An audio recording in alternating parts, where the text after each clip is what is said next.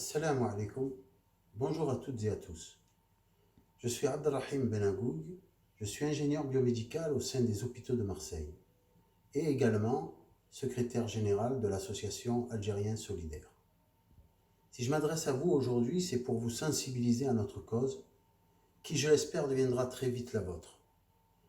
Il s'agit de mettre à disposition de nos frères et sœurs algériens un dispositif médical de ventilation non invasive appelé CPAP de Boussignac, qui a prouvé son efficacité dans la prise en charge précoce en France des patients infectés par le virus du Covid.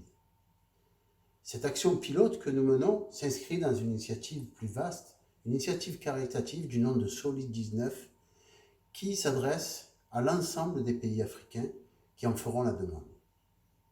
Alors, indépendamment de l'intérêt clinique du dispositif, qui a été très bien présenté par le président de notre association et dont la vidéo est disponible sur notre site, je souhaiterais vous expliquer et vous entretenir des raisons techniques qui nous ont orientés vers ce choix et cette solution.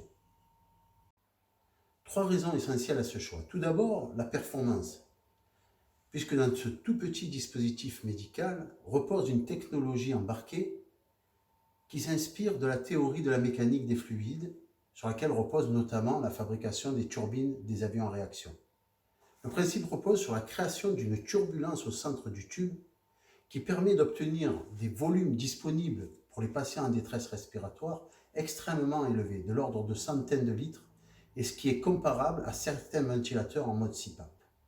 Ensuite, sa facilité d'utilisation, elle ne nécessite qu'une source d'oxygène pour fonctionner, que l'on trouve très facilement dans la plupart des chambres d'hospitalisation, essentiellement en Occident, mais essentiellement aussi en Algérie, mais elle peut fonctionner aussi avec une bouteille d'oxygène. Enfin, son éligibilité pour des patients Covid, puisqu'on peut placer en amont, comme vous le voyez, du circuit, un filtre échangeur d'humidité qui limite considérablement les risques de contamination de l'air ambiant.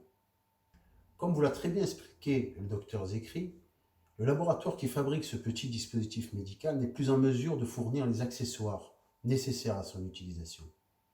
Nous avons donc entrepris de nous les procurer par nous-mêmes en lançant des pistes au niveau mondial d'approvisionnement grâce à des experts en négociation internationale, membres de notre bureau exécutif.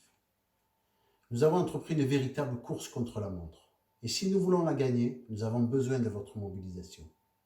Si nous avons réussi l'exploit de trouver des pistes d'approvisionnement avec des engagements fermes, nous nous heurtons à un problème de financement très clair.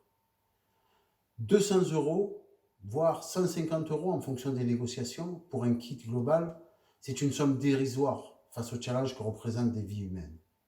Nous avons besoin que vous vous mobilisiez pour nous et nous vous donnons cette chance unique que nous avons saisie nous-mêmes de jouer un rôle dans cette lutte contre la pandémie du Covid-19. Je vous demande de vous mobiliser et de nous aider et de proposer ne serait-ce qu'une somme symbolique, ce que vous pourrez. Nous avons besoin de vous pour réussir ce challenge. Aidez-nous à sauver des vies en Algérie et aussi dans tous les pays de nos amis africains.